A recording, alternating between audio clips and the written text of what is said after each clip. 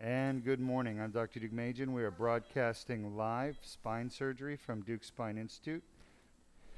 Our patient is here from North Dakota. She's here with her husband, and she has had a fusion done. You'll see in just a moment on the x-ray of her neck. She has a fusion done at C4-5 with a metal plate, and now she has, unfortunately, adjacent segment disease where the discs above and below are now starting to fail. And she needs more surgery, so she was told she needs another fusion. She talked to Deuk Spine. We feel we can get this done without a fusion using the Deuk laser disc repair. She's got two herniated discs, C3-4, one above the fusion and one below, C6-C7. We're approaching from the left side because her right arm is the worst. All right, we're going to get started. If you have questions, type them up and Henry will ask me. All right, you can actually see the scar from her prior surgery. You all see that right here, Henry? Yes, we do. Yes, we do. Huge scar, absolutely huge. Starts way over here and runs around to there, okay? The problem is it creates scar tissue under the skin, which you cannot see, but it affects swallowing, it affects hoarseness, and it can cause other problems as well. So our goal here is, and I can feel the metal plate, is to get above her fusion and get into that C3-4. I'm going to have to go a little bit higher. Doctor, is she doing good? Yes. Thank you. Shot. All right, so we're just here. I'm going to go a little bit further. No, I don't actually. Thank you, though. I have to be really careful. Shot. I can feel the plate, and there we are. Give me an AP. We're going to use two different views, front, back, side to side. And I've looked at the side. It looks good. Front, back. I'm a little bit off to the other side. Shot. Perfect. Lateral view. We're just above her metal plate. You can all see the metal plate. Shot. Perfect. I'm going to go down. Shot. AP. Let's see where we are. Quickly. Shot. That looks really good as far as I can tell. We're going to get another shot in just a moment. Lateral.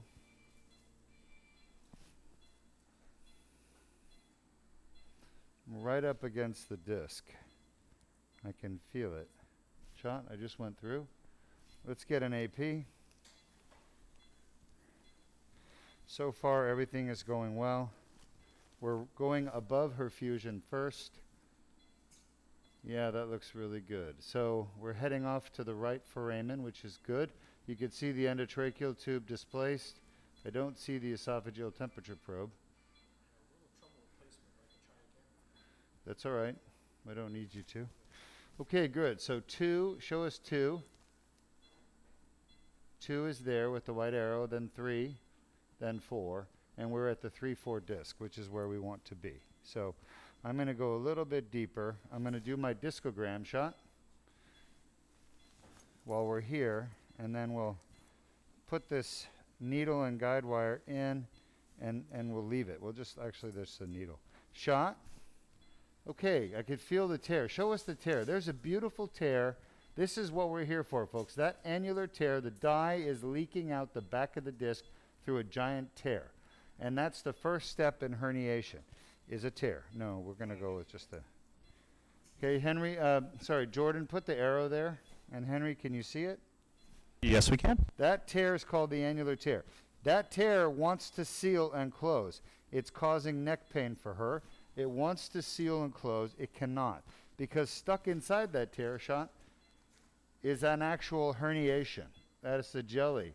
You can see it at the back there. Show us there at the back, Jordan. You see a dark, dark area? All right, that's the herniation. Now show us the dark area in the tear. That's the concentration in the tear. That's a lot of dye sitting inside the tear. That's because there's a big tear. Okay? Now, we're going to go down to number 6, 7. Everybody agree? We're going to do this at 2 separate incisions. I can't do them both through one incision. It's not possible. So I'm now way below. You can see my technique. I'm pushing the trachea and esophagus to one side, and I'm touching the spine with my fingertips. Nope, I'm good. I can actually feel the spine with my fingertips. That's what allows me to do this procedure. Shot? All right, perfect. Now let's get an AP. Before I place the needle, I always want to check my front back to make sure I'm in the middle, and my side to side to make sure I'm over the disc. That's perfect. Lateral. No, I'm perfect. It's perfect. You know, her neck is nice and thin. The issue with her is, the only issue with her is the scar tissue from the prior surgery, which there's a lot of scar tissue. Shot? Yeah, she has a typical ACDF shot, which, by the way, the shot, problem with ACDF, give me a AP. The problem with ACDF surgery, anterior cervical discectomy and fusion, is that it creates a lot of scar tissue, which is not good for the patient. Oh, I see. Back to a lateral. Yeah, there it is. So actually what happened was my stylet came up about 1 millimeter, and I was feeling some strange resistance, and the reason is because the stylet came up. You need to have that all the way down and engaged fully. Shot. We're going to do our discogram. Oh yeah, I could feel the dye leaking out. Look at the size of that tear and that herniation, folks. That's huge. Yep. All right. We're going to start down here. We're going to leave the needle at the top and not mess with it. Shot. I'm just putting it in a little deeper to make sure it stays. If you have questions about the surgery, let me know. We're treating a herniated disc, also a degenerated disc. So she has an annular tear with a herniated disc, degenerated disc. The other names for this condition you might have heard is bulging disc, ruptured disc, extruded disc, protruded disc, slipped disc. I think I got most of them there. But there's about 10 different names for the same thing. Discs are quite simple. It's made up of the annulus or wall and a jelly center called the nucleus. And to be honest with you, the issues about discs are pretty simple. Shot. You get a tear in the annulus, and that tear then allows the jelly to squeeze out. And it turns out the tears are traumatic. They come from trauma to the neck. And that trauma is a traumatic force that is transmitted. There's the whole incision for the surgery, 4 millimeters. That's it. You guys see that right there, Henry? We're going to do the entire surgery through that incision as opposed to a giant incision that affects the vocal cords permanently. We had trouble getting the tube into her esophagus because her esophagus is scarred from her prior surgery. We couldn't even get the esophageal temperature probe in. Shot? And that's what ACDF does. It scars the tissues in your neck. She didn't want that. She went through it once before. It was a horrific experience. Now she's going to have the Deuk laser disc repair, far more advanced surgery than ACDF. The problem is that most surgeons don't offer this surgery because, number one, it doesn't pay as well as an ACDF does. And number two, they're not trained to do it. Shot. Come on, Jordan. As I advance, you have to take shots, okay? Without me saying. You know I need it. Shot. All right. That's perfect. I'm right on top of the disc. I want to verify with an AP fluoro. And then we're going to go back to a lateral. We're going to enter the disc with the dilator, bring the tube down, and then we'll perform the surgery. Perfect. Look, we're right in the middle. Show us the middle there, Jordan.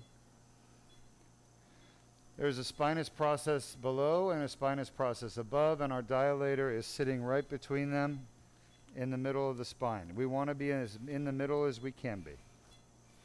Any questions, Henry? No current questions.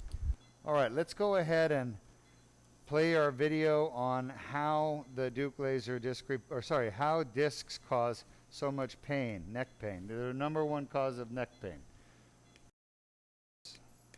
90% of neck pain comes from herniated discs, also known as bulging disc, protruding disc, extruding disc, ruptured disc,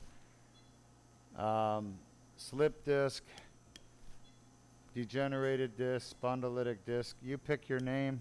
They're all the same. Okay, perfect. Go ahead and play the video so our audience can see.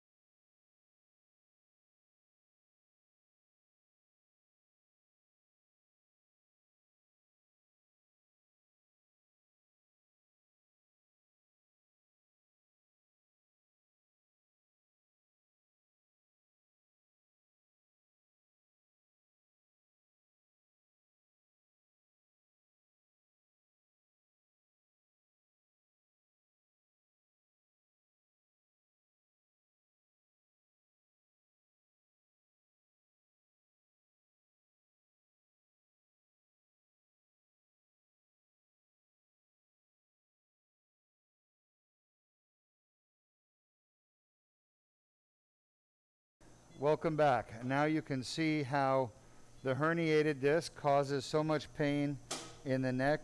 It even can cause headaches and pain radiating down into your shoulders. This is because of one simple fact. Herniated discs cause inflammation. Inflammation is really the cause of the pain. All right. Let's turn the scope on. Here we go. Henry, are you able to see inside the scope? Yes, we can.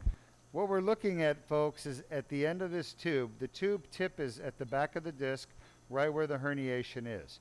And we are looking at the base of the herniation, which is sitting inside the annular tear. All these things here are pieces of herniated disc.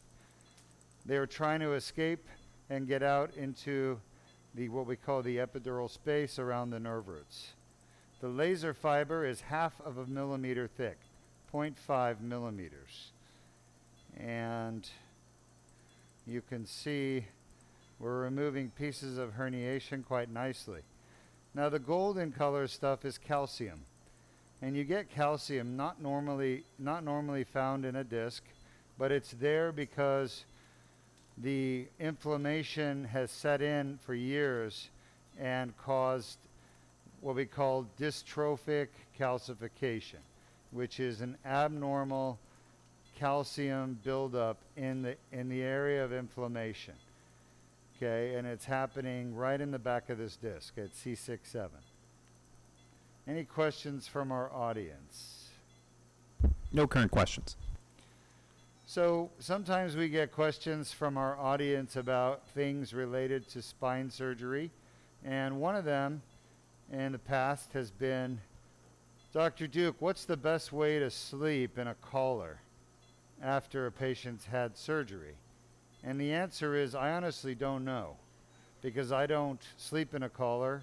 I've never have. It's not part of my surgical training. You know, we just put patients in collars and tell them to keep it on while they're sleeping.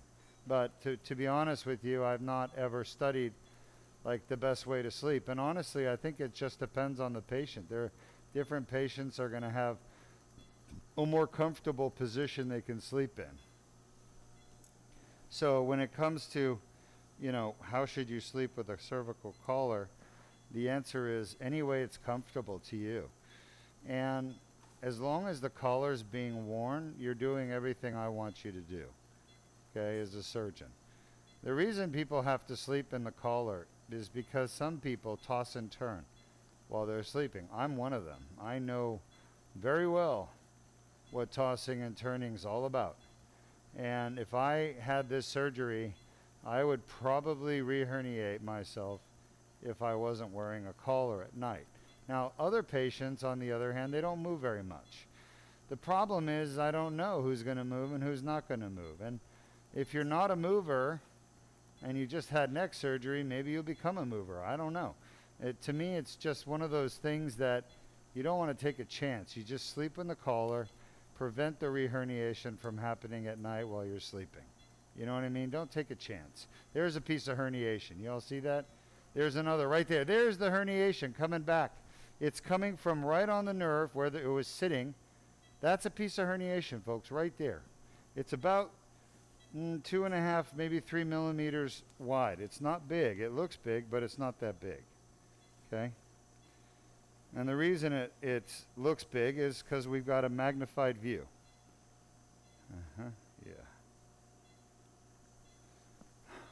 It's magnified because we're looking at it endoscopically. There's another piece. So I can tell you right now, those all came from way down there. That's where your posterior longitudinal ligament is. And those were what we call epidural fragments. They went through the PLL. You can see the fibers of the PLL right there. See, there's another piece. You guys see the PLL fiber right there running up and down? That's the posterior longitudinal ligament. It runs behind the disc, and there's a tear in it right there. And, oh, there's another piece coming out. So all of these are herniations, folks. And it just drives home the point that herniation is not one thing. It's not one piece. It's not one event. It's always a multiple event. It happens multiple times. It rarely, if ever, happens as a solitary herniation. And what happens is whenever you get that herniation, you feel symptoms, whether it's pain or neck pain, headaches, arm pain. Everybody's different. And there's another piece. And you just keep squeezing these little fragments of nucleus through the tear in the annulus. As long as that tear is still there, pieces will come out. There's another piece. So we're in here cleaning up these pieces, these fragments of herniation. She's clearly had at least 10 herniation fragments. I'm getting a little wetness on my shoe.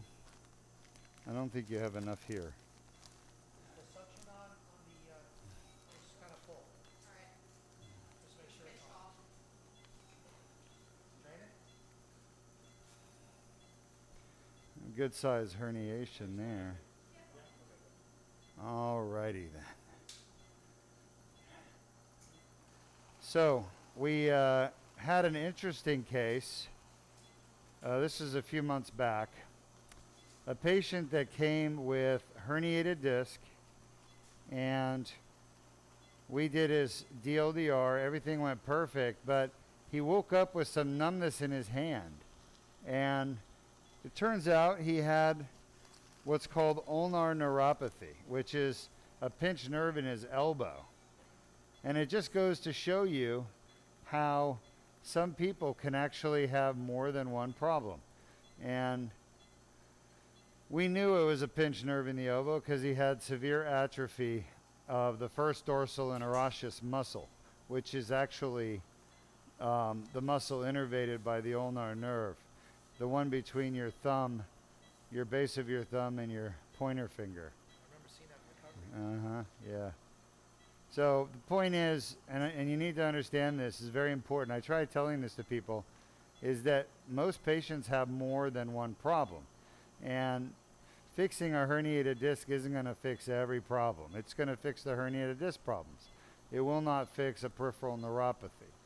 So if you've got a peripheral neuropathy, you're going to need a peripheral nerve surgery, where we're going to have to go in and unpinch the ulnar nerve or even the median nerve in the carpal tunnel.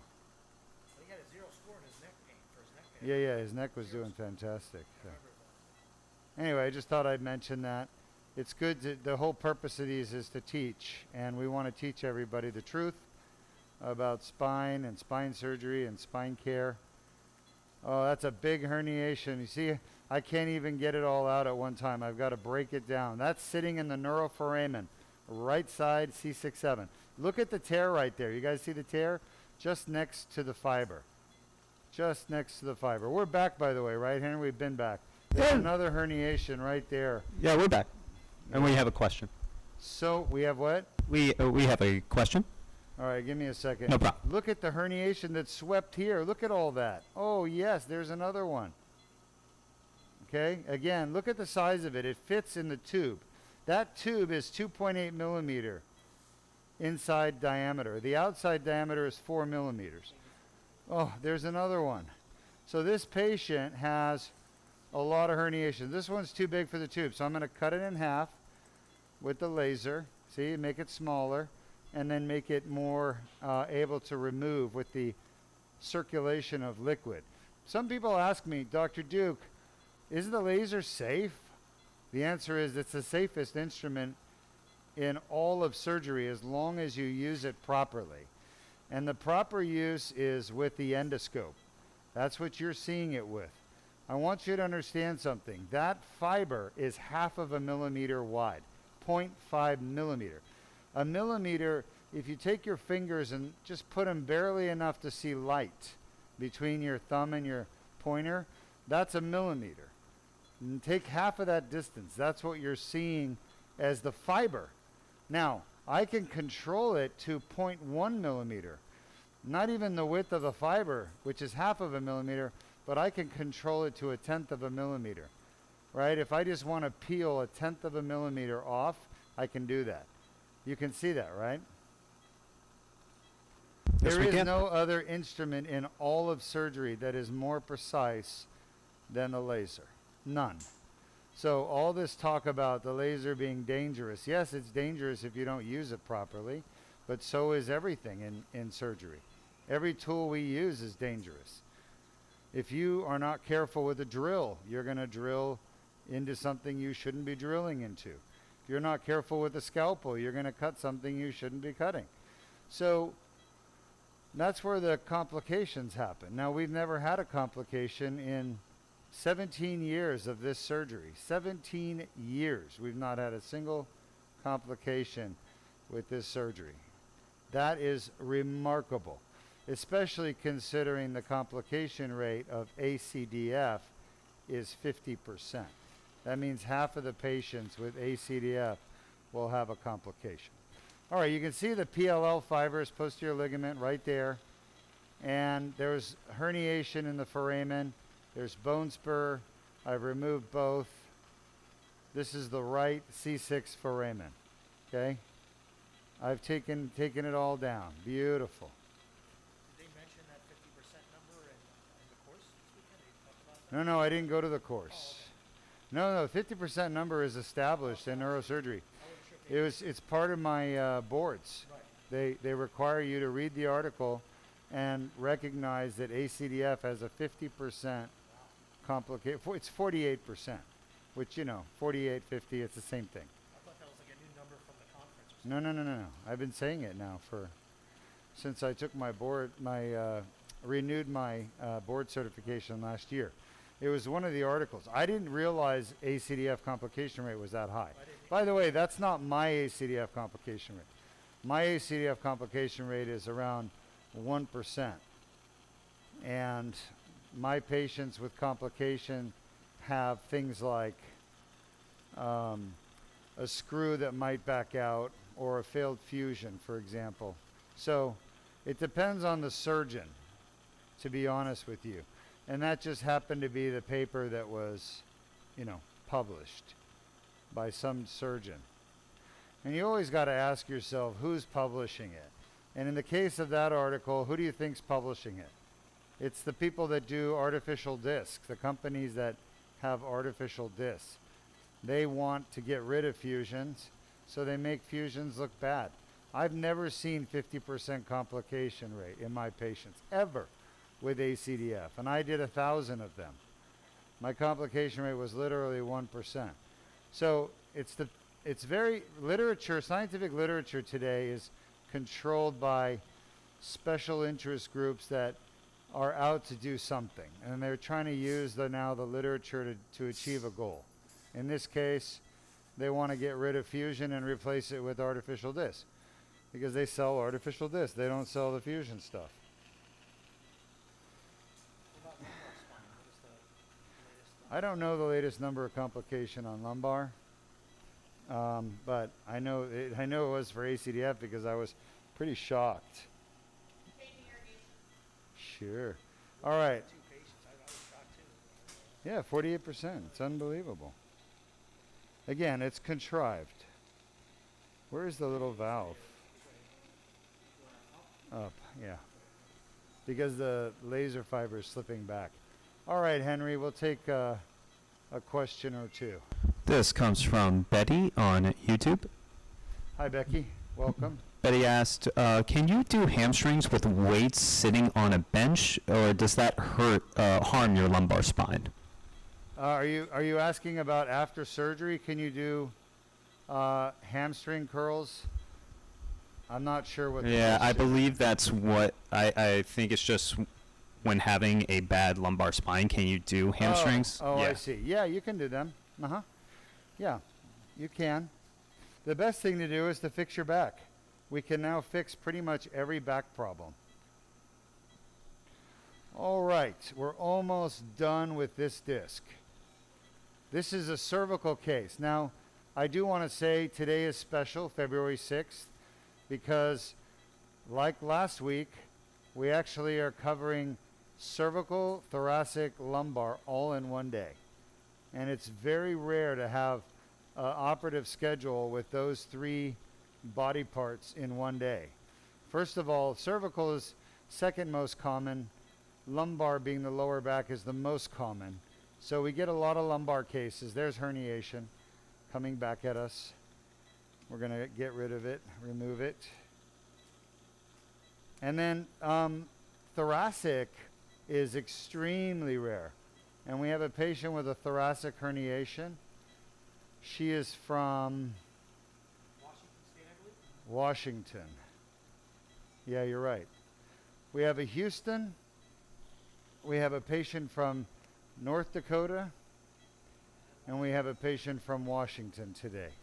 3 patients from 3 different states, all traveling here for their surgery. So far, everything's going really well for her. I'm almost done with this disc. We're going to move on to the number 3-4. Louise, 3-4 looks good. The needle right there is looking good. All right. Yeah, obviously I don't want to put any pressure on that needle. All right, we're pretty much done here. You could see the tears from the trauma, and she's going to have to heal those now. And it will take time to heal.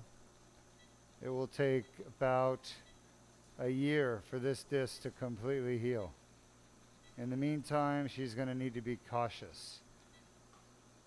So far, great engagement from our audience. Any more questions, Henry? Pretty much done here. No current questions. Done. Let's just take one last look. In case anything snuck in there. Yeah, her husband is here with her. He's watching her surgery. And nice people. It's actually turned out to be a nice day. We were joking about the weather yesterday because it was so gloomy. I said, you came to Florida from North Dakota, you probably expected a little bit better weather. But I said, I think you brought some bad weather from North Dakota. And I could tell you this, they are grain farmers. So when you have your cereal in the morning or your granola, you have them to thank. Okay, hardworking, salt of the earth people. We're done. So we're done with one disc. We're going to go work on the next one. Henry, let's show our audience how the Deuk laser disc repair surgery actually works.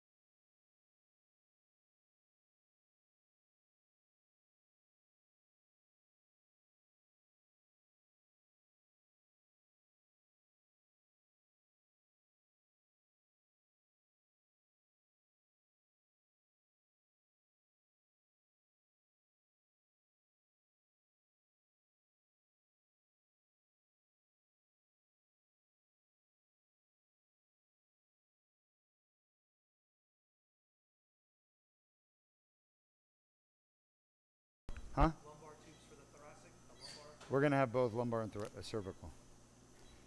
All right, welcome back. You can see from our animation video that the Deuk laser disc repair surgery is done arthroscopically with a little scope and a tube. It's called the tubular retractor. We do make an incision. People ask me, is this the same as a percutaneous? The answer is no. Percutaneous, folks, is done with a needle. This is percutaneous. If we take the laser and put the laser down this needle and zap the disc a few times, that's percutaneous laser discectomy. But when you bring a scope in and make an incision, yes, then it's not the same thing. Okay, it's a much more sophisticated surgery. All right, I'm making an incision 4 millimeter for number C3-C4. I'm going to be removing shot. I'm removing the needle over the guide wire shot. I have to keep checking the x-ray because I don't want to accidentally pull the guide wire out or push it in. That would be bad. All right, now you guys see this dilator here, Henry? Look how tiny Yes, it we do. is. This dilator is going to slide down the guide wire, and it's going to allow me to get into the disc. Shot. And as I do this, I want to be very careful because you don't want to push the guide wire in. That would be bad. And you don't want to pull it out, and that would be bad. And the guide wire can actually move either direction, in or out. I've seen it happen. You can trap tissue between the dilator and the guide wire, and you can pull it out or in. Okay, now we've got our dilator right in the front of the disc. You guys see the metal plate there? Yes, we do. Huh? No, we're good. Yep, we're fine. So AP, we're just going to check to make sure we're in the middle, and we are. You see how our spine is a bit scoliotic? That's from the degenerative disc and facets. Her head is a little rotated. Maybe you can just straighten her out a little. That'd be great. All right, next I'm going to take the guide wire out, and I'm going to use my mallet to advance the dilator into the annulus. Now we're inside the disc. Let's get another AP real quick. And let me show you, Henry, take a look. You guys see the first incision right there? Yes, we do. 4 millimeters, not bleeding. There's no blood loss with this surgery, folks. This is essentially Deuk laser disc repair is a bloodless type of surgery. We may get a drop or two, but that's it. All right, perfect. No, we're good. We are heading off to the foramen on the right side, which is where her herniation is. Shot? Yeah, she's very scoliotic. I think we're going to be fine.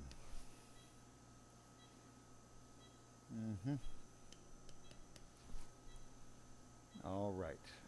Just a tiny bit. That should do it. We're now inside the annular tear with the tip of the dilator. Sometimes when I'm doing this, I get a lot of pushback from the disc, pushing the dilator out, saying, hey, get out of here. You're not supposed to be here. That's because there's a lot of inflammation. Shot? This disc does not have that problem. It's not pushing my dilator out because it's an older degenerated disc with a huge tear. So a lot of the pressure has already gotten out of the disc. There's not as much edema.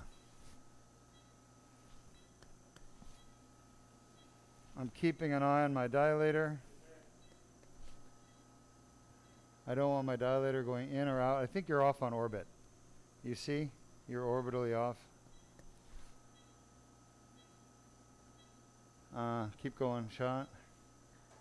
Shot. Come on, Jordan. Shot. That's better. Yeah, that's better. And that looks good.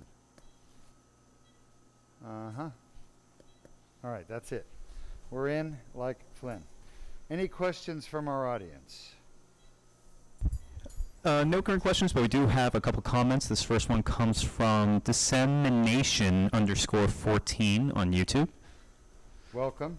They said, God bless you guys. Currently dealing with herniated discs in my neck for about 4 months. If I ended up needing surgery, I know where to go now. Well, thank you. And I hope you enjoy. If you have questions, feel free to ask them. I usually do a pretty good job of answering questions while I'm operating. And people say to me sometimes, how can you answer questions while you're operating? And the answer is, that's how we do it in our training programs.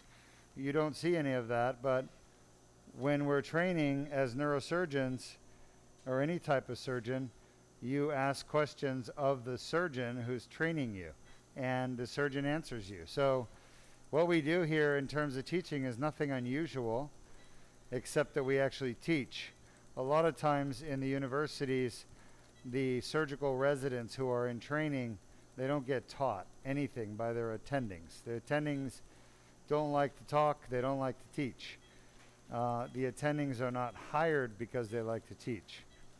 Sometimes if you watch like Harry Potter and you watch Hogwarts, you see, for example, Snape, right? Wasn't that his name, Snape? Snape, if you know what I'm talking about, I like to use movies that people can relate to, but Snape is a professor who didn't like to teach. I mean, that's at least the feeling I got. And that's how a lot of our professors are. They don't like teaching. They hate the fact they have to teach. So you have to watch carefully and try to learn by just watching what they do. And that's why we show you what we do so you can learn. But I also talk because I actually enjoy teaching. And I've been teaching people ever since I was in high school. I was teaching students like me because I enjoy teaching, just pure and simple. Wow, we have some massive herniation here. Look at the size of this thing. Too big to fit out of the tube. And so I'm having to chop it into pieces with the laser. What a tool the laser is. Honestly, you can't do this surgery without the laser. It's impossible. By the way, Deuk Spine is the leader in the world in endoscopic cervical, thoracic, spine surgery. And we're the leader in the world in endoscopic laser spine surgery, lumbar, cervical, thoracic. A lot of surgeons that do endoscopic around the world in China, Korea, Germany, they don't use the laser. They just use regular instruments, but they don't understand the laser is so powerful and so precise. It really is an incredible tool, and I wouldn't do the surgery without it, personally. It's not worth it. It won't work. So I bring the laser with me every single case I do with the Deuk laser disc repair. I will say we've already done a Deuk plasma rhizotomy on this patient. I don't think you guys saw that. We didn't set up in time, and it was a very quick procedure to where we had it done in literally 2 minutes. So we didn't bother starting up the live stream for that, but we did her Deuk plasma rhizotomy at right C3-C4. She had not just disc problems, but facet pain. So we needed to treat that as well. Let's flip it. I'm going to flip my scope and laser and go the other way. Again, I'm going to be breaking this herniation down into smaller pieces. That's what the laser does. People think the laser burns things. The laser doesn't burn anything. All right, burning means combustion. We're not combusting anything here. We are vaporizing. And vaporization is something very different, okay? Unfortunately, most of you have not watched Star Trek, the original, but if you did watch the original Star Trek, you remember when they shot you with a phaser gun that you would just vaporize, right? Your body would absorb the energy and you would turn into little particles and you'd disappear. Remember that? Berndes, did you watch the original? Who didn't when we were kids? You didn't watch Star Trek? Yeah, I watched it, yeah. Captain Kirk? The phaser. They're gun. Phaser gun. Anyway, Yeah, people would just disappear and we'd shoot 'em. right? They first turn into this cloud, right, of material, and then they just disappear. The point is, this laser, it works the same way. It literally doesn't burn. It delivers a massive amount of energy to the whatever it's touching, the disc herniation, and it breaks it into, and that energy is absorbed by that herniated disc. And right where it's absorbed, that area where it interacts with the laser energy, the laser energy is absorbed by the molecules that make up the herniation. So mostly protein, right? Collagen, fibrin, elastin, little fibrillary proteins. And the laser energy literally shatters the bonds that hold those tissues together. So it takes this solid piece of material, the herniation, and it literally fractures the bonds between the molecules, the covalent bonds holding the proteins together. And so what you see then is basically that mass gets broken into small pieces. And the small pieces jiggle around because the laser also creates a pulse or shock wave in the water, in the medium. And that shock wave shakes those pieces around so fast you can't even see them. And they go up and out the tube. So it breaks the disc herniation into little pieces, and they get floated up and out through the tube. That's, some people ask me, how does it work? That's how it works, folks. And the reality is there's no burning of anything.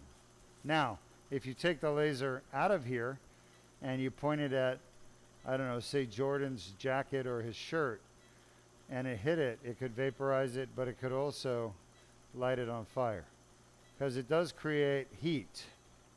And if that heat gets high enough, then whatever that material is that's being superheated will catch on fire.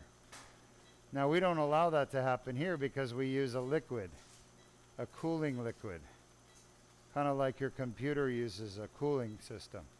We got 5 minutes. 5 minutes, we're done.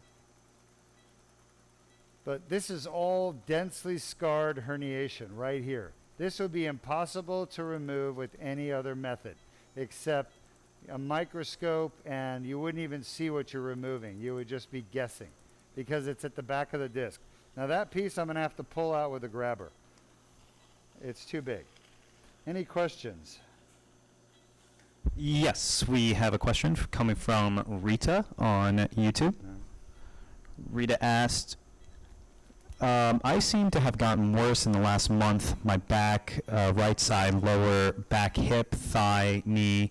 Have you done people with Takayasu arthritis? I've been trying Yes. to get help. Yes, we can help you, Rita. Takayasu's arthritis, no problem. Right, Dr. Berndes? No problem. We can do any kind of arthritis, collagen vascular disease, vasculitis, no problem. Obviously, you just need to talk to your rheumatologist and make sure that, Clearance note that it's not actively. yeah, get a clearance note that you don't have any disease that's active right now, and then we can fix you.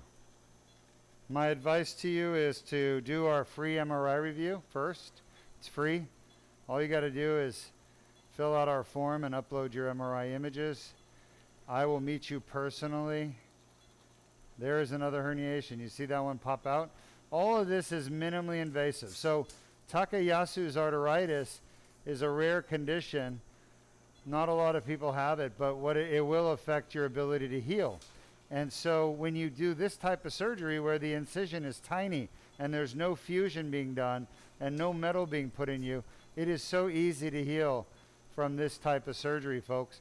That is the best surgery you could possibly have if you've got some other medical condition, diabetes. Collagen vascular disease, Yeah, especially collagen vascular disease. Wow, this herniation is far worse than the last one. It's just pushing on the spinal cord, pushing on the nerves, but we're getting it all. Great questions. I need another 3 minutes, I think, and we'll be done. We have a couple more questions. Yep. This next one comes from, excuse me, Canes25 on YouTube.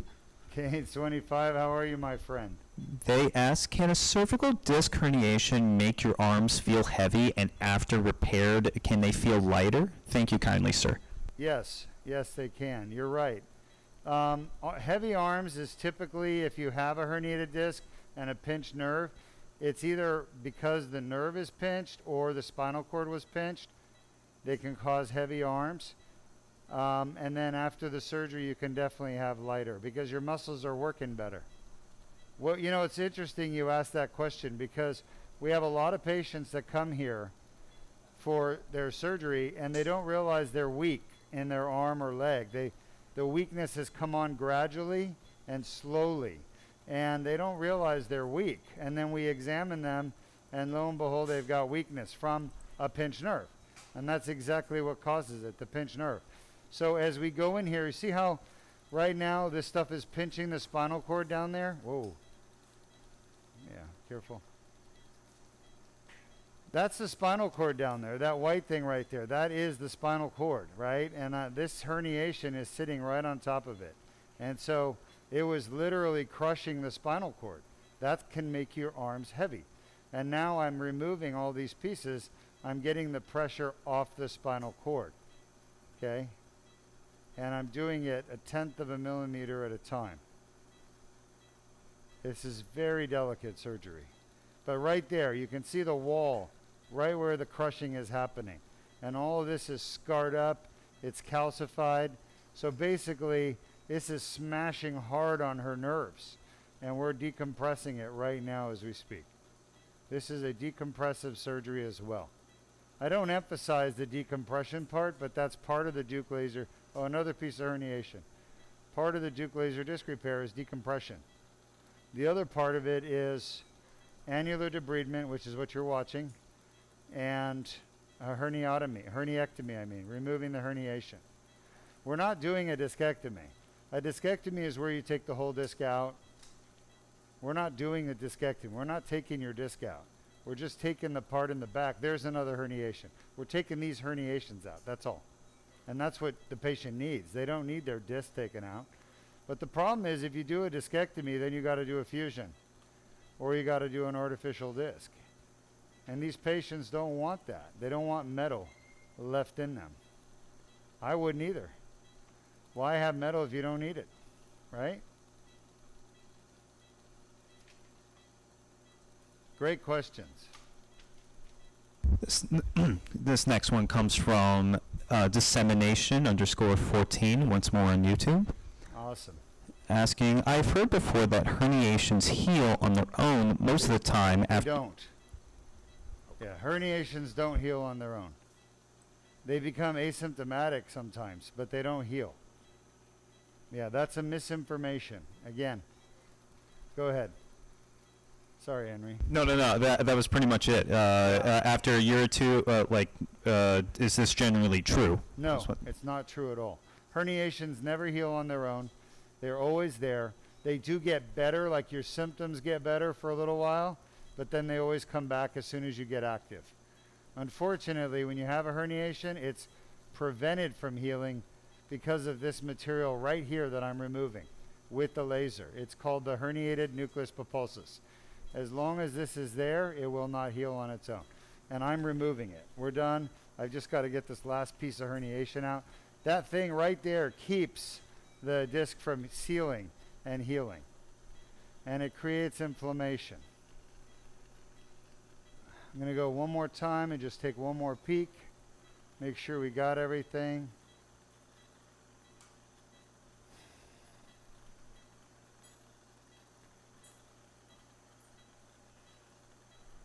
A lot of scar tissue here caused by the chronic inflammation. Pretty much done. Scope use is an 8. Who has the scope use? Destiny, you hear me? Man, there's this one little piece of herniation. It just doesn't want to come out. You guys see it? Yes, we do. I think most of it's just ligament, posterior ligament. There's the nerve right there. You guys see the nerve? That's the nerve. I'm bouncing on it. It's okay to bounce on it if you're a neurosurgeon. You know what you're doing. But if you're not a neurosurgeon, don't bounce on the nerves. That's the nerve that was getting crushed on the right side. Now we've uncrushed it. You guys see it's all the herniation that was sitting on top of it's gone. But that's the nerve root right there. That's the number C4 nerve root. Okay, we're done. I don't see any. Oh, one little guy right there. Look at that little sneaky devil. Little devil child. I got to entertain myself, folks. You do this all day, you got to find things to entertain yourself. I grew up in the 80s. We had to entertain ourselves. We didn't have cell phones. So we had to make noises and imitate people. Because we didn't have TVs that followed us around. Right, Berndes?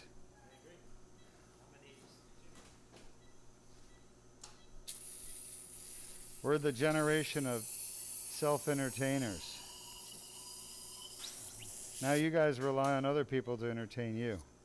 So here I am entertaining.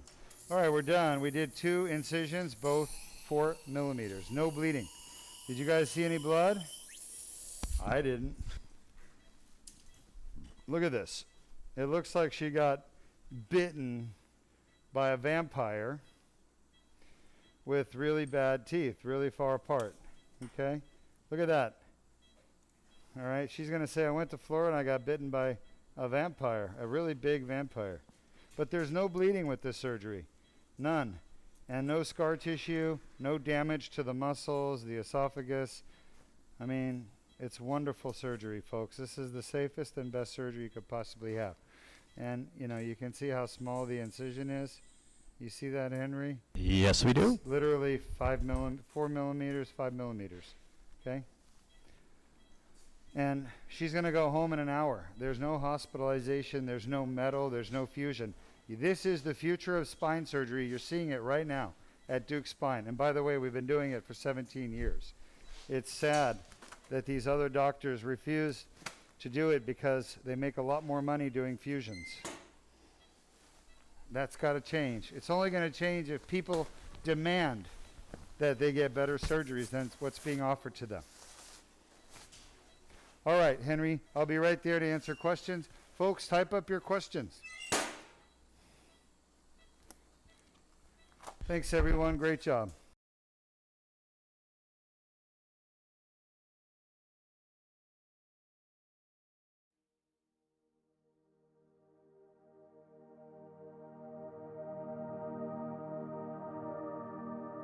I'm Dr. Ari Deuk with the Deuk Spine Institute. We have a patient who just had surgery yesterday. And if you were tuned in online watching our live surgery broadcast, you saw her get 2 discs fixed in her neck. She's had a prior fusion done with an ACDF and a metal plate. So we fixed the disc above the fusion and below the fusion. She had adjacent segment disease. And how long were you suffering with neck pain and right arm symptoms before you came to Deuk Spine to get it fixed yesterday? Over 20 years. Over 20 years. Over 20 years. And you had the Deuk laser disc repair done. You can see we had to make 2 incisions on the front of your neck. How do you feel after the surgery you had yesterday? Awesome. Never felt like I've not felt like this, and I couldn't tell you how many years. I've not been able to actually have a normal life due to the pain. Hurting so bad, having to lie down during pretty much after lunchtime. Do you still have that pain right now? No, sir. It's gone. Gone, yes. Yeah, your neck is still a little stiff, and you Yes. got to get used to that. But you did have the fusion, fusions always cause neck stiffness, and we can't fix that. But the pain we can fix. So the pain you had before is gone. Yes, sir. You happy? Very, very happy. That's an understatement. Now you have a funny accent because you come from Bluff City, Tennessee. Isn't that right? Yes. All right. And why did you travel to Florida for your surgery? Done a lot of research, and then I found you. Thank God. Greatest blessing that I've ever had. Best doctor I've ever been to in my life. Thank you. I can't really put into words how I feel. It's beyond It's the greatest blessing ever. It truly is. Well, I'm glad you're doing well. I know your husband is here. He's been very supportive. He was here throughout the surgery yesterday, and you can actually see in the video footage that we made 2 tiny little 4mm cuts in the front of your neck, went down through the neck, not damaging anything inside, and getting to the herniations where the tears were. And actually, you could see the tears on the discogram that I did, and they were big. And we were able to get in there and clean out all the herniations with the laser, and we didn't have to do fusion anymore. We didn't make your neck any worse than it came here with. And the nice thing about the Deuk laser disc repair is it's a stabilizing procedure, getting rid of pain and neurological compromise. I checked you today. You came to us with weak arms, and now you have normal strength in your arms just 12 hours, 24 hours after your surgery. Yes. Not had that in so many years. So many years. All right, well, is there anything else you want to say to your fans out there? Anybody suffering with chronic pain, you have no idea. It is well worth coming to see. Like I said, he's the best doctor I've ever been to in my life. He actually cares. First doctor I've ever had in my life to hug me and ask me how I'm doing. And compliment you on your nails. Exactly. He loves my nails. I He do loves love my your nails. Highly recommend him, like I said. Very well worth everything. He truly does care. And the team here is awesome. The nursing staff, everybody was tremendously, I can't express enough how everybody was so good to me and just went out of their way to make sure that I had everything I need. I was comfortable. You know, it was just a very wonderful experience. It truly was. And I appreciate you sharing. You also had the Deuk plasma rhizotomy, I just remembered, because she had facet joint pain as well as the disc problem. And she was having pain turning her head to the right, weren't you? Oh yeah, I was having extreme pain. I was turning to when I couldn't hardly turn to my right. It was going down into my right arm extremely bad. And that's gone. Yes. Amen. And it's gone permanently. So I'm very happy for you. When are you heading back home? Saturday morning. All right. Well, enjoy Florida for a few more days. You take care of yourself. You've got my phone number if you need anything. Yes. All right. I thank take you care. so very much. You are more than welcome. It's my pleasure to take care of you. Even with my funny accent. All right, let's get you out of here, okay? Go enjoy the beach or something.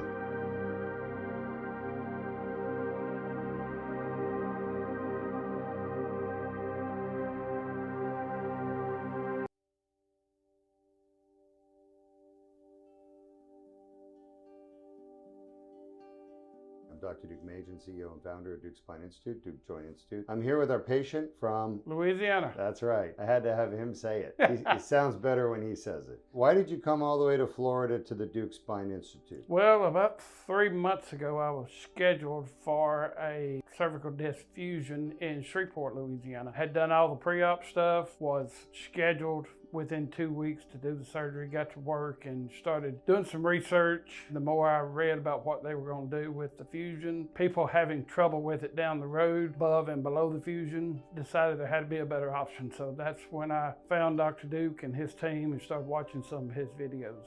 Pretty impressive. And you're a YouTube guy, you were Yes, telling sir. me, so you found us on YouTube. And what did you think? Well, our first impression was any doctor that will put his livelihood live on YouTube, showing all of his surgeries, putting it out there, believes in what he's doing.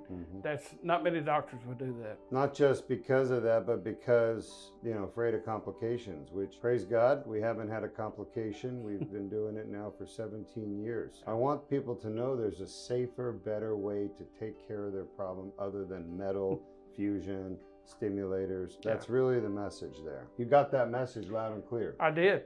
My surgery was less than 24 hours ago. So far, the tingling, numbing going down my arm is non-existent. It's went away where it was there constantly all the time before. So hopefully this continues on. Oh, it's gonna continue on. Our results are permanent with the laser surgery.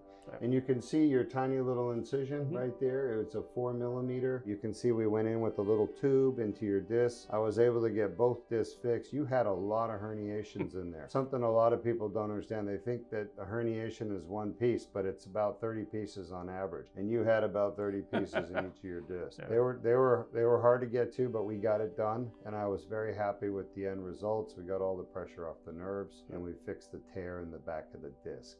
less than 24 hours, here you are. You're doing Yep. fantastic. Now, what did your wife think about you coming down here to Florida? Was she supportive? She was. This problem had been going on for many years. Started out on my right side years ago and had some stuff fixing that, but she knew the problem I was having. I'm very active. I'm a scuba diver, a motocross racer, do a lot of active sports, and she said, we've got to get this fixed. I'm too active still to actually quit all this. I don't want to quit, so this fusion just seemed like it was going to limit my options on doing things. So that's why we come down here. She was very supportive, and we decided to sign up and come on down. What do you have to say to your insurance company? What do you want them to do? I sure hope they pay, because I know they would have paid on the fusion deal, but why they would not pay on this, I don't know why, because results are immediate. And no narcotics. No, haven't taken a pain pill, haven't taken anything, nothing. Slept like a baby last night. That's right. And after fusions, a lot of patients end up in pain management. They're getting shots, they're getting pills. They can't talk, their esophagus is all tore up from them pushing it out of the way. That's right. And I have none of that. Yeah, our patients don't go to pain management because they don't need it. Anything else you want to say to your fans out there? If you are considering having some type of neck or back surgery, I think you ought to look at Dr. Deuk and his group, because they got a great facility down here, very accommodating. They'll help you with travel, whatever you need. We flew down Sunday. Today's Wednesday, and we're going to stay till Sunday. Enjoy a little bit of Space Coast. Hopefully get to see a rocket launch here on Friday morning.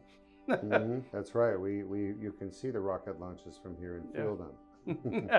All right, sir. It's a pleasure. Thank you, sir. My pleasure. You have a great day. Okay. Let's get you guys out of here. You got better things to do than to sit in a doctor's Exactly. office.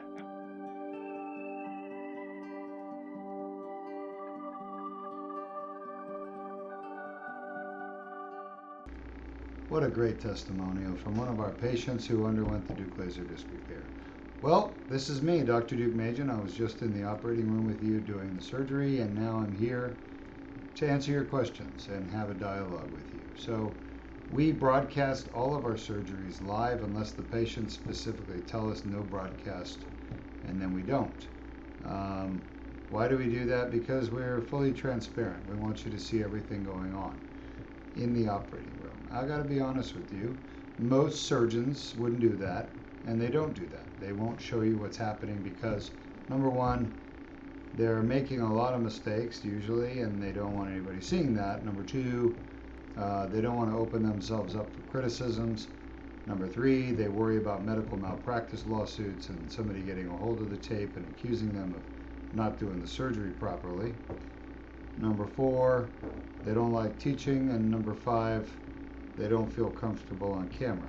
So there's a lot of reasons why we're the only people in the world that broadcast our surgeries live every week from Deuk Spine. By the way, we've been doing these live streams live every week for 10 years.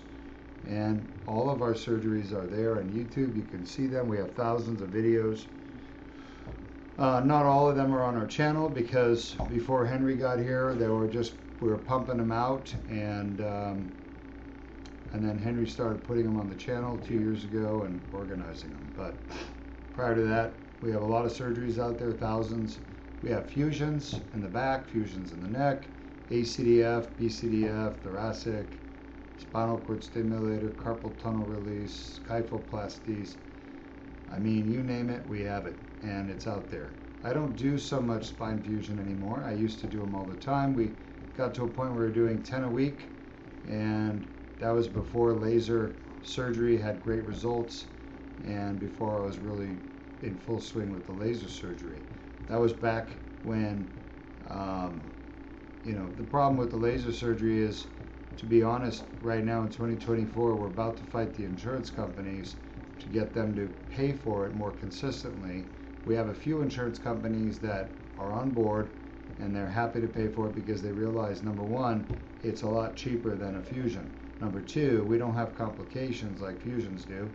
If you get a complication from a fusion or a laminectomy, you're looking at a lot of money being spent for the patient being in the hospital, managing the complication. Those complications include blood clots, pneumonia, infections, heart attack, stroke, wound complications, adjacent segment disease, hardware failure. There's a lot of complications that happen with invasive surgery. We don't have any of those complications with Deuk laser disc repair. So the insurance companies are recognizing that they save a lot of money by paying for the Deuk laser disc repair rather than invasive spine surgery. Of course, patients want the Deuk laser disc repair because it works better and it's safer and they get back to their normal life quicker. All right, we'll take the questions. This first one comes from Tom on YouTube. Hello, Tom on YouTube. Welcome to our live stream. I'm Dr. Deuk Majan, CEO and founder of Deuk Spine and the pioneer of the Deuk laser disc repair, the surgery you just watched, as well as the Deuk plasma rhizotomy and the Deuk piriformis release. They asked, how soon can I get an appointment to see you? Well, Tom, great question. We have two options available. In person, where you actually drive here and to Melbourne, Florida and see me, in which case I could see you tomorrow. Or you can do an MRI review, which is free, and you get 10 minutes of me where I'm just sitting there talking to you, looking at your MRI, looking at your back or neck, figuring out what's wrong, and then giving you some advice on how we can fix it. The MRI review we offer for free. You just have to fill out the form. It asks you a few questions. Where's your pain in the back? Which leg does it go down? Have you had treatment? What treatments, shots, surgery, whatever. We're just gathering some information about your problem, and then you can upload your MRI images, or you could send us a CD. Either way, that whole review is free, and we have probably 10 to 20 requests a day coming through. And I spend all Wednesday afternoon and all Friday doing MRI reviews. So I love it. It's convenient. It's a great way for me to quickly figure out what's wrong with people and give them my advice. So whatever you choose, you can either come here in person or you can do the free MRI review from the comfort of your home, whatever you decide you want to do. Next question comes from Rita, once more on YouTube. Hi Rita, on YouTube. Asking, what do you think of Duralone injection in the knees? They say they can't do the injection in the back. Yeah, Rita, the injection with Duralone, first of all, like every injection, it's going to wear off. It's just a matter of time. It could be a day, it could be a week, it could be a year. It could be anything in between. On average, those injections last a few months. We have a treatment now for knees that we can go in and kill the pain nerves, permanently get rid of the knee pain. It's called the Deuk plasma rhizotomy. It's being patented. Totally FDA approved. We do it at Deuk Spine. Nobody else does it. And that's what I would do for knees. As far as your back goes, why can't they do it for the lower back? They can. It just doesn't work. It doesn't work because, number one, this material you're injecting is going to leak out through the tears. And then when it leaks out through those tears, it's going to be right up against the nerves, and then it's going to interact with the nerves. And you want some chemical interacting with your nerves? I don't. Chemicals interacting with nerves is typically a bad thing. Next question comes from, the YouTube name is LA, but then she reiterated that her name is Liliana. Hello Liliana, LA on YouTube. Asking, she has two questions, but before that, the first question, given the success rate of your patients, are you experiencing less pushback from the insurance companies, or would you say it's about the same? Great question. First of all, the insurance companies, there's two types, okay? There's insurance companies where they actually care how you do as a patient with their treatment, and there's those that don't care. And the ones that don't care are the vast majority. They don't care if you do great or you die. In the end, all they care about is how much they're paying for surgeries or treatment. And the truth is, unfortunately, our surgery is so successful, everybody wants it. And so the insurance companies look at that and go, oh no, we don't want all these people getting surgery. We like the fact that patients are afraid of invasive surgery because then they won't get it done. So the insurance companies use your fear. And by the way, your fear is justified. You should be afraid of invasive spine surgery. The complications are horrendous, and they're quite often. And by the way, something most of you don't know, there's no quality control among spine surgeons. If you haven't seen the Netflix series Dr. Death, go watch it. I mean, how long was that guy operating on patients, hurting them before they did something about it, right? And that's, unfortunately, there's a lot of those doctors out there. They do drugs, they do surgery, they hurt patients, they have bad results, and it happens all the time. And there's no quality control to stop them. Everyone's afraid of them, no one wants to mess with them, they just let them keep hurting patients. They just hope that their bad reputation will keep people from going there, but it doesn't. People are desperate, there's a lot of consolidation, hospitals are closing, doctors' offices are closing, patients are being forced to go to fewer providers, there's more patients now than ever before. So you guys are really in for a world of hurt unless you figure out that where you go makes a difference. And you want to go to the very best, and Deuk Spine Institute is the very best. Now, whether insurance covers your procedure or not, that's something we're going to have to figure out. But it's on a case-by-case basis. We've had some luck with the big insurers like Blue Cross, Cigna, United, Aetna, Humana. They've paid 1 or 2 claims, but they deny most of them. And we have to appeal and fight them and try to get them to pay. And even then, they still deny often. So we have to sue them. And when I say we, I mean you, the patient, need to sue your insurance company. And my God, don't hold back. Do it. Because as long as the insurance companies know that you guys won't sue or won't pursue, they're going to keep denying your treatment. And it's going to get worse and worse for you and everybody else. You have to stand up to the insurance companies. They are bullies in the worst way. And they don't want to pay for anybody's medical care. And they're denying more and more treatments, whether it's prostate treatment, breast treatment, OB-GYN treatment, whatever. You name it, they're denying it now more than ever before. Because the more things they deny, the more money they keep and the more profit they make. So the insurances that do cover are the ones that own you for your lifetime. Can you think of any? That would be things like workers' comp. If you hurt your back on the job, the workers' comp insurance by law must cover your back the rest of your life. Those insurance companies want patients to get better and go back to work right away. So they are very interested in our surgeries, and they authorize them all the time because they want people to get fixed and not stay in pain like they do with invasive surgery. This next question comes from Brad on YouTube, asking, in posterior cervical fusions, what happens to the muscles when they are closed after the operation is done? Do they somehow reattach to the vertebrae? Yeah, Brad, great question. So with posterior cervical surgery like laminectomy and fusion or laminoplasty or foraminotomy, what you're doing, Brad, is we're peeling, and you can watch my surgeries, by the way. I have on my YouTube channel posterior cervical laminectomy and fusion. I have about 100 of them on there you can watch. But basically we're peeling the muscles off of your spine, pulling them off to the side, and then we're removing all the bone and ligaments in the middle, called the laminectomy. And then we just put the muscles right over your spinal cord so they do not reattach to your spine. They just sit there.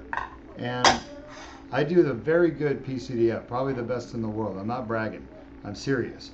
Most patients that have a PCDF have to go to the hospital. We don't. Our patients are outpatient. They go home. Most patients with a PCDF are in the hospital for like 3 to 5 days, maybe 7 days.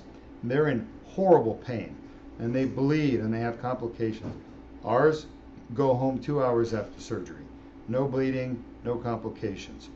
The patients that have PCDF with most surgeons, they're on painkillers like high dose narcotics, muscle relaxers, benzodiazepines, horrible medication, dangerous, life-threatening medications, and they're on those powerful meds for weeks and months. Ours don't take those powerful meds for weeks and months. We only take a pain med and a muscle relaxer. So if you're going to have a PCDF, I strongly recommend coming to Deuk Spine Institute to get it done. Ours are far better and safer for you. But no, the muscles never reattach. They just die in most cases. Not mine, but other surgeons, they die. And last but not least, you kind of answered this last question, comes from Liliana, once more on YouTube, asking, is there any preparation involved prior to surgery? Are patients allowed to take medication, or are they instructed to stop taking medication, muscle relaxer, hydrocodone, Tylenol, etc., before the surgery? Yeah, so our patients that have our Deuk laser disc repair, we don't stop any medicines except for blood thinners and anti-inflammatories. Otherwise, they can take all their regular medicines. After the surgery, you can get off of your pain medication. You taper off gradually. We don't stop right away. It's dangerous to stop those medicines right away. So we have our patients taper off slowly over 2 weeks to 3 weeks. So you keep taking your meds except for your NSAIDs, which are your anti-inflammatories, aspirin, Motrin, ibuprofen, naproxen, naproxen, Aleve, BC powder, Goody powder, those types of medicines, ibuprofen. You stop those a week before surgery. You stop the blood thinners, your clopidogrels, Eliquis, Coumadin, Agranox, those type of medicines, Plavix. We stop those a week before surgery. Other than that, we have you stop your fish oil, ginkgo biloba, turmeric, any herbals that could cause bleeding. But there's no bleeding. You could see with the surgery, there's no bleeding. So we're not terribly worried about it, but we like to stop it anyway, just to be safe. And then you can restart your medicines the next day. 2 more questions just came up. First one from Brad, once more on YouTube, asking, how would a patient hold their neck up if the muscles in the PCDF, if the muscles are no longer attached to the spine? Great question, Brad. The muscles that were peeling off in the back of your neck that are no longer attached are still attached to your skull. Now, if the surgeon cut those muscles completely to where they're no longer attached to your skull, then you wouldn't be able to hold your neck up. And by the way, you're right. Patients that have the PCDF do develop chin-on-chest deformity, where after surgery, they can't hold their head up. They start to do this because the muscles are dying. And then pretty soon they're like this. And then they're pulling their whole back like that just to look forward. So I would not do it. Deuk Spine does the best PCDF. See if you actually have to have it done with us first by doing our free MRI review. There's a good chance you don't need a PCDF, but if you do, you want it done here at Deuk Spine Institute. We do it the least invasive way. We preserve the muscles integrity. We keep your muscles from dying during surgery. Other surgeons don't. And it's the pain after surgery, that horrible pain in your neck, that's muscles dying causing that pain. And then last but not least, question comes from Michael on YouTube, saying, good morning, doctor. Good morning. Does your practice take workers' comp cases? Thank you. Michael, we take workers' comp, but again, we take all insurances. The question is, will they pay? And you never know if they're going to pay for your surgery until you get close to the surgery, and we send them a letter that says, sign this contract that you will pay for the surgery this amount. And if they don't sign the contract, well, now you're going to have to pay out of pocket, because we're not going to just do the surgery and hope that they're going to pay us. We don't do that. If we did that, we'd go out of business, because they would just laugh at us and not pay us. And they'd be like, come sue us, right? The problem is the surgery is $100,000, for example. Suing them is $200,000, paying for the lawyers. So they know we're not going to spend $200,000 to get $100,000. They know we're not stupid. So if you have a contract, then they will honor the contract usually. Though we've had workers' comp say, yeah, we'll sign the contract. They sign the contract, then we go do the surgery, we bill them, and then they don't pay. 45 days go by, we call the adjuster, hey, how come you haven't paid? Oh, we were never going to pay you. We just signed the contract to get you to do the surgery. That's happened to us, okay?